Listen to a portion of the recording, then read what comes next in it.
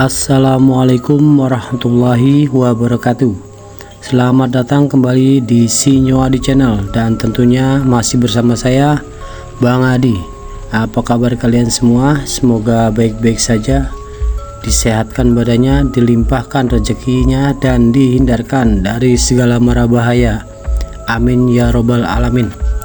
Di kesempatan kali ini saya akan menceritakan sebuah cerita horor dengan judul Tukang Cat di Rumah Korban Pembunuhan. Oke, sebelum lanjut ke ceritanya, yang belum subscribe silakan bisa subscribe dulu dan aktifkan lonceng notifikasinya agar kalian tidak ketinggalan dari cerita saya, yaitu channel Si Nyoadi yang akan selalu membuat bulu kuduk merinding dan juga tidak ketinggalan share and like.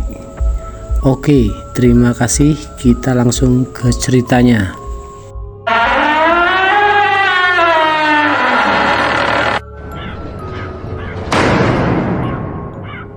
Aku melihat, Mas, di tangga itu ada bayi merangkak ke bawah dengan berlumuran darah. Melihat ke aku dan sangat menakutkan, Mas. Aku nggak berani, Mas. Aku takut, Mas. Aku pulang, Mas. Akhirnya si Yono bilang ke Robi, Rob, kamu itu teman aku, susah senang kita bersama. Ini tugas harus kita selesaikan dalam pekerjaan ini, apapun yang terjadi. Kalau kita udah selesai, udah semuanya selesai, udah kita nggak bakalan ini lagi. Tapi Mas, takut, Mas, gitu. Udah, hilangkan rasa takut itu. Yang penting kita komitmen, segala sesuatunya kita selesaikan dengan baik. Akhirnya Robi mengangguk, ya Mas, ya Mas, ya udah. Akhirnya bekerja lagi lah itu si Robi dan si Yono.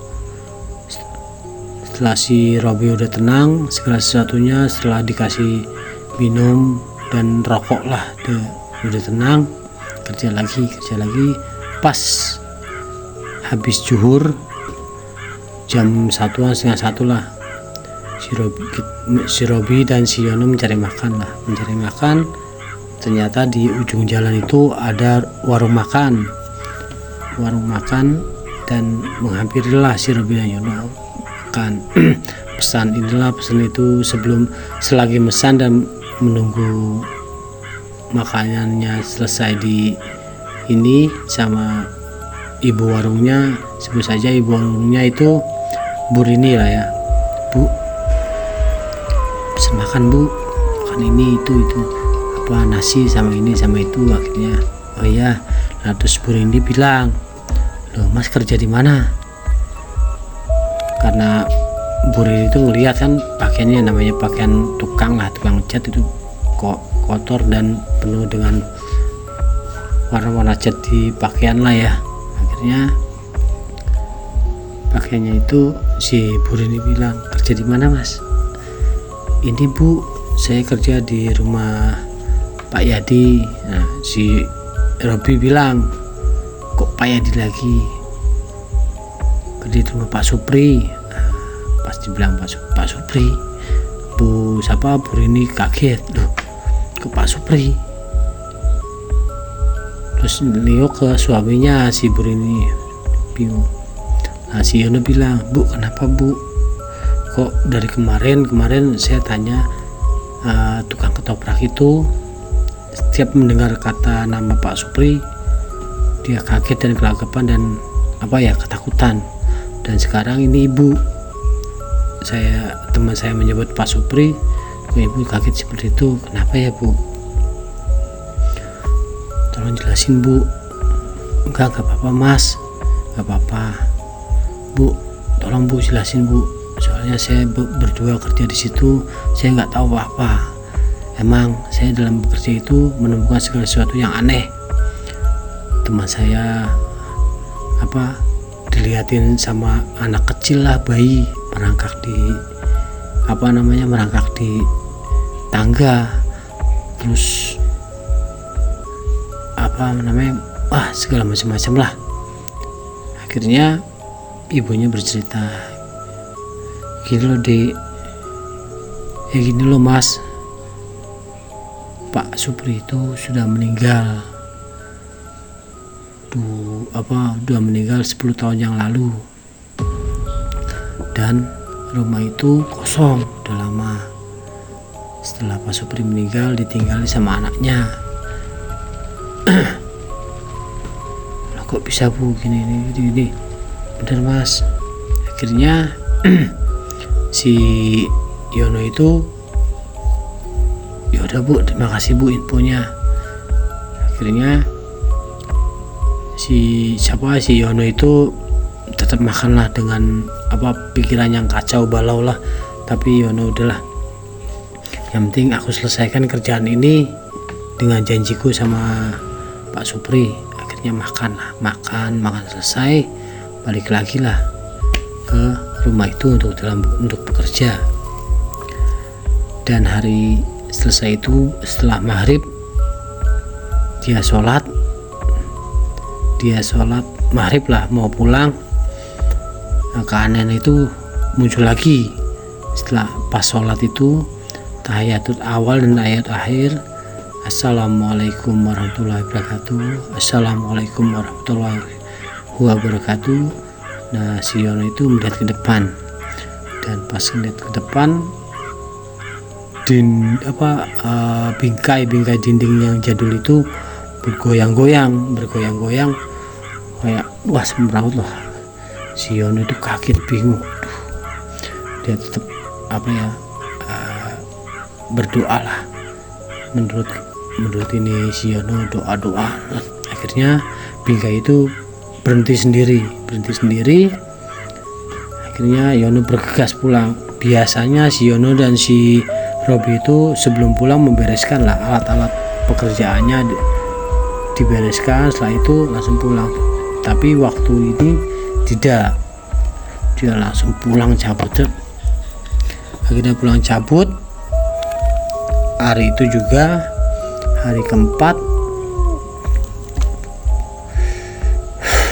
si Yono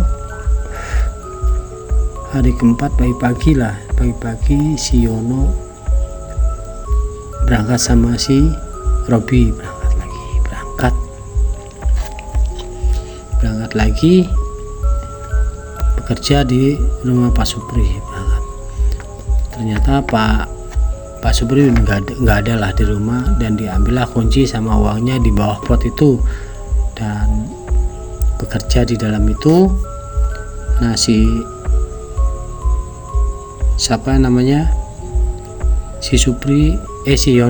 Yono itu pas mengerjakan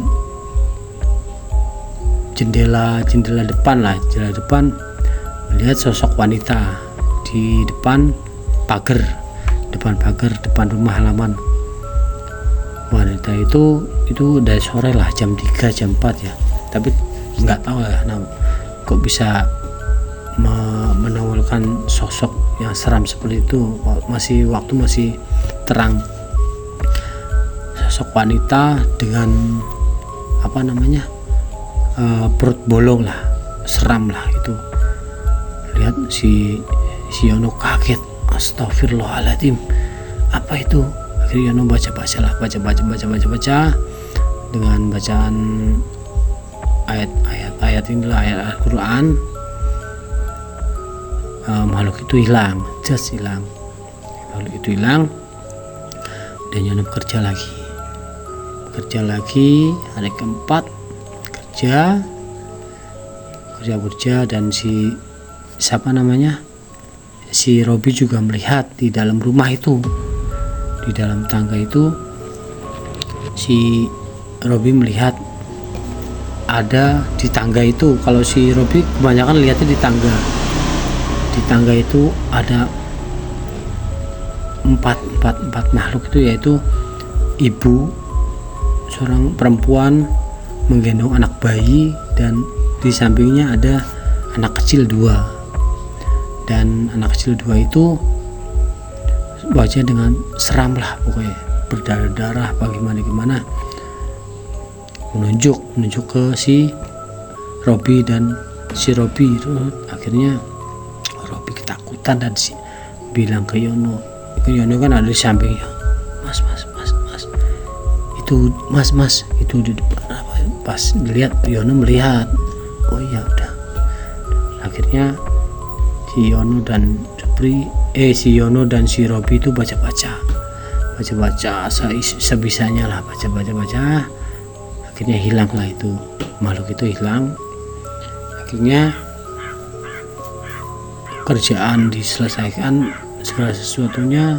Si habis maghrib pulang, si Yono dan si Robi pulang, dan si Yono ingat, oh iya ding, aku kemarin bilang sama temanku di telepon kon datang. Akhirnya si Yono datanglah ke rumah temannya dan diantarkan sama temannya ke rumah guru dari bapaknya.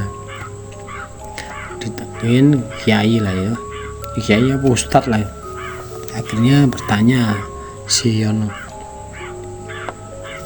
Pak Ustadz,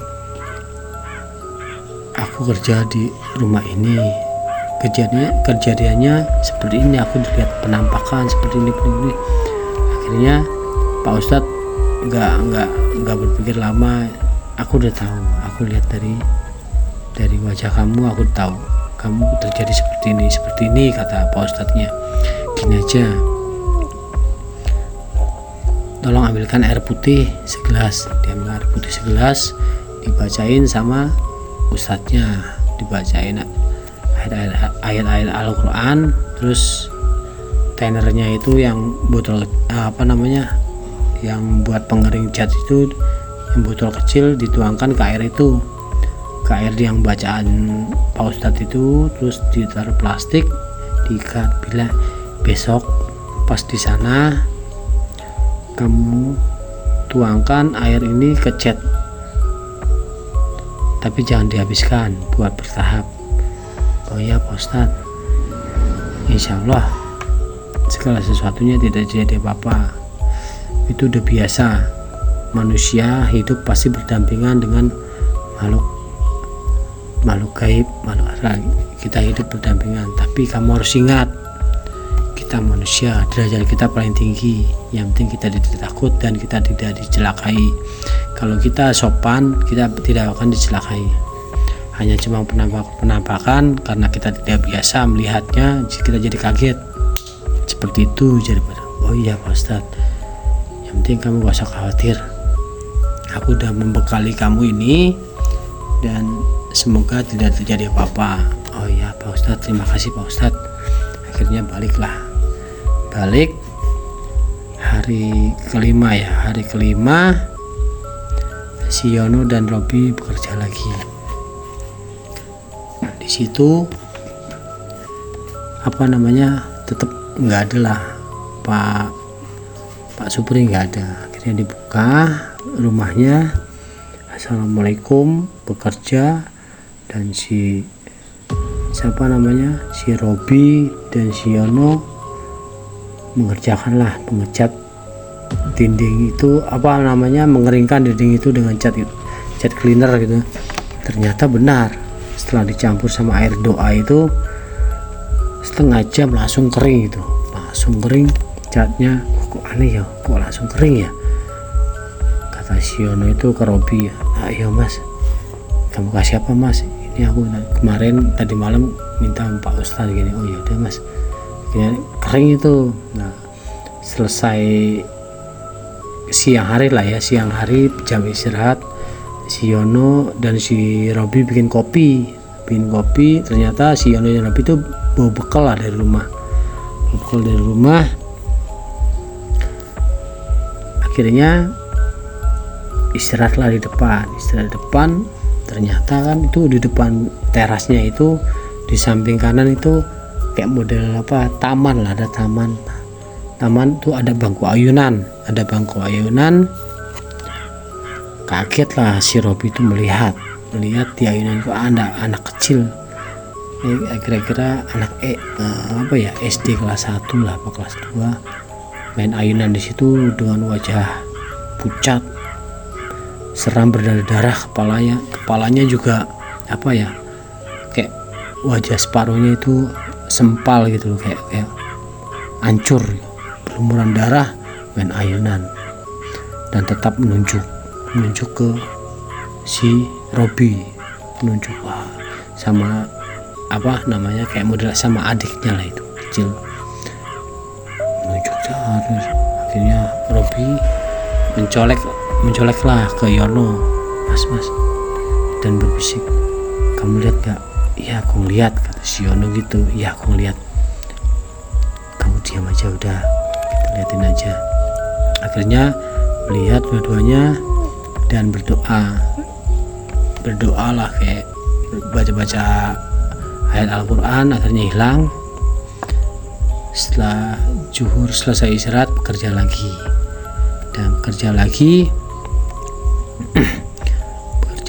setelah bekerja lagi di dalam ruang tamu, kan gak jauh dari ruang tamu itu ada tangga.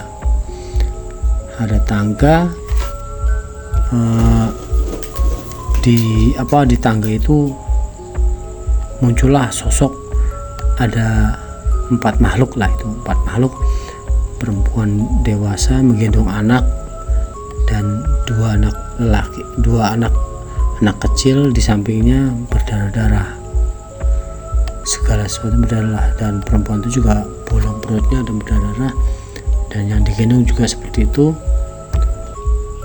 menunjuk ke Yono dan